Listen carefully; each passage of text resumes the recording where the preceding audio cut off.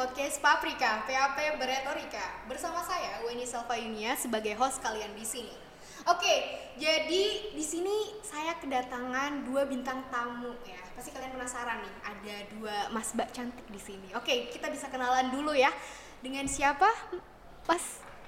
Oke, perkenalkan nama saya Wildan Purbo Ananda, mahasiswa Pendidikan Administrasi Perkantoran angkatan 2021 sebagai Mas PAP tahun 2022. Oke. Oke, perkenalan dulu, nama aku Novera ini Amelia Ramdini, aku mahasiswi angkatan 2022 dari kelas C dan aku sebagai Mbak PAP 2022. Wah, ternyata kita kedatangan tamu Mas Mbak PAP 2022 ya. Mas Mbak ini baru diadakan tahun ini loh guys. Oke, jadi gimana nih rasanya menjadi Mas Mbak PAP tahun ini? Pertama kali dulu? ya. Udah bisa dari Mbak Mas Wildan dulu. Oke, untuk perasaannya menjadi Mas Mbak PAP di tahun pertama mungkin sedikit nervous karena ini baru diadakan di tahun pertama di tahun 2022. Jadi mungkin kita terima aja, kita jalani aja seperti mengalir seperti air seperti itu. Kalau untuk aku sendiri mungkin kurang lebih sama kayak Mas Wildan juga ya. Pastinya juga nggak nyangka karena juga persiapannya juga nggak terlalu matang, tapi alhamdulillahnya ternyata lolos terpilih jadi Mas Mbak PAP 2022 gitu. Saya ucapkan selamat ya untuk kalian yang sudah menjadi Mas Mbak PAP 2022. Oke, jadi di podcast kali ini kita akan membawakan topik berjudul mahasiswa kupu-kupu dan mahasiswa kura-kura. Oke, jadi sebelumnya kalian pasti tahu kan mahasiswa kupu-kupu itu apa sih? Jadi mahasiswa kuliah pulang versus mahasiswa kuliah rapat atau mahasiswa yang giat di organisasi nih. Oke, jadi saya langsung aja ya tanya ke kalian nih. Menurut kalian nih, pandangan mengikuti sebuah organisasi itu penting nggak sih? Mbak Amel bisa? Kalau ditanya penting nggak sih sebenarnya ikut organisasi? Kalau menurut aku pribadi, jadi seorang yang ikut organisasi itu juga penting banget ya, karena di organisasi kita tuh nggak cuma sekedar ikut terus ngejalinin proker dan segala macam, tapi di dalam organisasi kita juga bisa mengembangkan diri kita sendiri, terus dapat pengalaman-pengalaman yang sebenarnya tuh kalau di luar perkuliahan mungkin ya kita nggak dapat gitu. Jadi menurut aku ya pasti penting untuk diri kita sendiri. Jadi pendapat Mbak Amel ini penting ya? Iya, penting ya. Oke. Jadi selanjutnya nih, Mas Wildan tanggapannya bagaimana nih? Penting nggak sih? Oke, kalau ditanya perihal organisasi ya penting atau enggak, mungkin sama seperti Amel bahwa organisasi itu penting bagi kita, apalagi kita sebagai mahasiswa merupakan agent of change atau agen pembawa perubahan. Apalagi di organisasi ini kita diajarkan banyak hal yang nggak diajarkan di sekolah. Contohnya ada manajemen waktu, ada public speaking, ada kepemimpinan, ada bagaimana kita menghargai seseorang, bagaimana kita menghargai pendapat seseorang, dan itu merupakan hal yang penting. Karena kenapa? Organisasi ini mengajarkan kita untuk lebih dewasa ke depannya, untuk kita mempersiapkan diri untuk keberjalannya waktu di masa depan sebagai seorang yang sosial begitu. Oh, jadi Mas Mbak kali ini tuh menganggap kuliah organisasi itu penting ya bagi mahasiswa. Nah, jadi karena penting nih, menurut kalian tuh tanggapan kalian tentang mahasiswa kupu-kupu sendiri dan mahasiswa kura-kura nih yang kuliah rapat dan kuliah kupu-kupu tuh gimana? Bisa Mas Wildan dulu?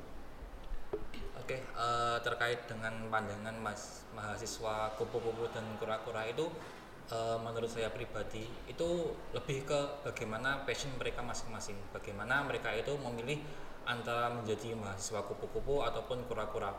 Itu bukan hal yang salah ketika mereka memilih kupu-kupu atau ketika mereka hanya memilih kura-kura. Karena kenapa? Itu harus kita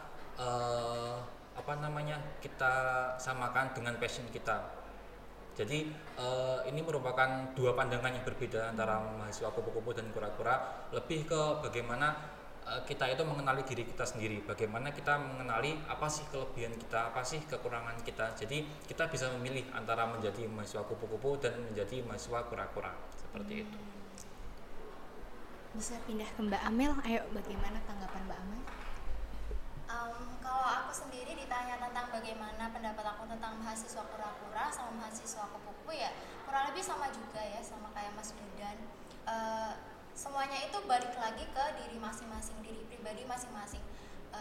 Anggapan bahwa mahasiswa kura-kura itu wah paling benar, paling oke gitu, dan mahasiswa kupu-kupu yang kayaknya lu biasa aja. Sebenarnya nggak boleh kita mengasih stereotip seperti itu, karena di balik mahasiswa kupu-kupu yang kuliah pulang belum tentu mereka setelah pulang juga nggak ngelakuin apa-apa, karena di zaman sekarang ini pasti juga banyak mungkin ya organisasi atau mungkin bisa ikut webinar di luar atau mungkin kelas online yang untuk mengembangkan minat dan juga bakat dia sendiri gitu. Jadi organisasi itu juga bukan salah satu hal yang benar-benar kita perlu untuk mengembangkan diri. Maksud saya organisasi yang di dalam kampus ya, karena organisasi di luar kampus itu juga sebenarnya banyak gitu. Jadi mahasiswa kupu-kupu ini sama mahasiswa kura-kura juga potensinya untuk maju, untuk berkembang itu ya sama gitu. Jadi nggak boleh untuk meninggikan mahasiswa kura-kura dan menjatuhkan mahasiswa kupu-kupu. Oke, jadi pandangan tidak boleh sebelah mata ya. Belum tentu yang kupu-kupu itu mereka langsung tidur di kos, itu nggak mungkin ya. Jadi bisa saja mereka memiliki cara lain untuk mengembangkan soft skill mereka, gitu kan. Oke, selanjutnya nih aku ada pertanyaan khusus nih buat Mas Wildan dulu ya. Oke, Mas Wildan itu ikut banyak organisasi nggak sih? Untuk tahun ini mungkin? Kalau ditanya mengikuti banyak organisasi, mungkin saya jawab iya, karena saya mengikuti lebih dari 3 organisasi. Begitu. Cukup banyak ya. Bagaimana itu cara mengatur, memanage waktunya itu untuk membagi 3 organisasi itu bagaimana? Kalau berbicara tentang manajemen waktu, itu kembali lagi di pertanyaan yang sebelumnya. Yang pertama itu bagaimana kita itu harus paham bagaimana passion kita, apa sih passion kita seperti itu. Jadi sebelum kita melangkah mengikuti banyak organisasi, sebelum kita mengikuti organisasi X gitu contohnya, itu kita harus paham tentang passion kita. Bagaimana sih pikiran kita, tenaga kita gitu. Kita harus paham seperti itu, paham akan porsi tubuh kita seperti itu. Kalau bicara tentang manajemen waktu ya kita membuat skala prioritas begitu. Jadi ketika kita menjadi seorang ketua ya, tanggung jawab kita itu beda dengan staff atau beda dengan kabit seperti itu. Jadi kita harus paham tentang skala prioritas seperti itu. Oh, jadi di antara 3 organisasi itu Mas Wildan itu sudah mengatur skala prioritas masing-masing? Ya, seperti itu. Aduh, keren sekali ya. Aku saja tuh yang baru ikut organisasi tahun kali ini tuh cukup kewalahan ya dengan tugas kuliah dan tugas-tugas organisasi juga pastinya. Oke, selanjutnya nih pertanyaan buat Mbak Amel nih.